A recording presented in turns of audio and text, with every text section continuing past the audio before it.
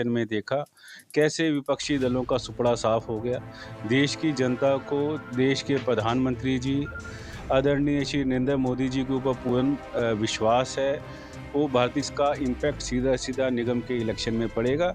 उन्होंने निगम के अंदर भी और दिल्ली सरकार के अंदर भी आम आदमी पार्टी की ये ज़मानत बचा लें, यही इनके लिए बहुत बड़ी बात है। चुनाव से 4-5 दिन पहले लगातार जो है कांग्रेस ने सर आपने देखा कि आपने जो दिल्ली में कल एमसीडी की 12 सीटों पर उपचुनाव होने हैं, ऐसे में सभी राजनीतिक पार्टियों ने जीतने के लिए पूरी ताकत झोंक दी है। इस वक्त मेरे साथ इस पर ज़्यादा बातचीत करने के लिए दिल्ली के मेयर राजा इकबाल जी हैं। सर क्या कुछ कहना चाहेंगे, जिस तरीके से 12 सीटों पर उपचुनाव है और आप लोगों की कितनी तैयारी है, कितनी उम्मीद लग रही है इन सीटों पर? देखो, भारतीय जनता पार्टी 24 घंटे जनता के बीच में रहने वाले कार्यकर्ताओं का समूह है, पार्टी है।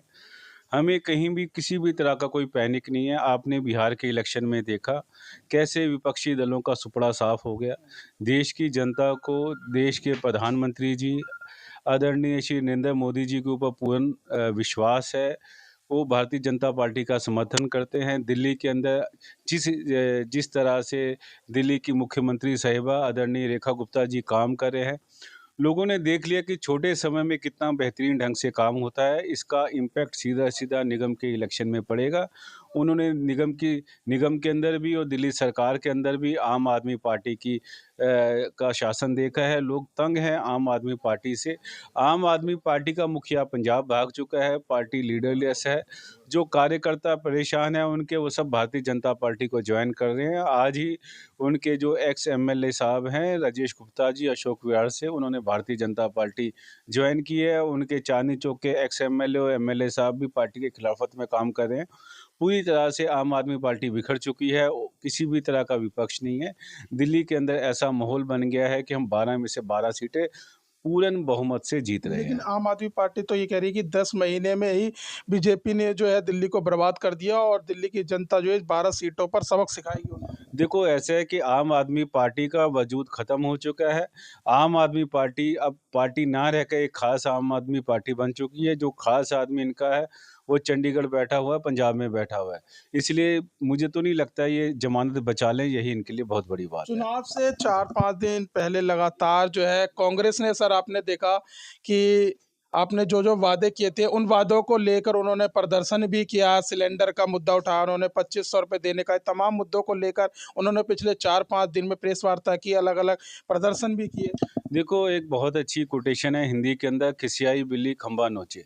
जब उनको काम करने का समय था तब उन्होंने काम नहीं किया। अब जब जनता उनसे नाराज़ है, जनता ने उठाकर बाहर फेंक दिया।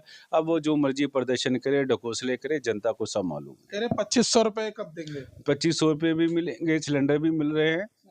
अब बात ये है कि उन्होंने क्या किया, पहले अपनी रिपोर्ट कार्ड दिखाएँ। जवाब वही क्वेश्चन वही कर सकता है जिन्होंने ज़िंदगी में कोई काम किया हो।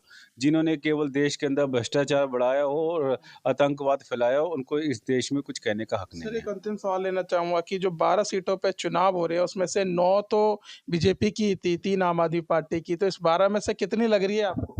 मैं आपको दावे से कहता हूँ 12 में से 12 आएँगी। हम 3 तारीख को मिलेंगे और आप कहेंगे जो मैंने कहा था ठीक कहा था। बहुत धन्यवाद सर। तो देखिए हमारे साथ बातचीत करने के लिए थे दिल्ली के मेयर राजा इकबाल, जिनका साफ तौर से कहना है कि हम 12 की 12 सीटें जीतेंगे। फिलहाल इस वीडियो में बस इतना ही। बाकी खबर देखने के लिए देखते रहिए पॉलिटिशियंस इंडिया न्यूज़। धन्यवाद।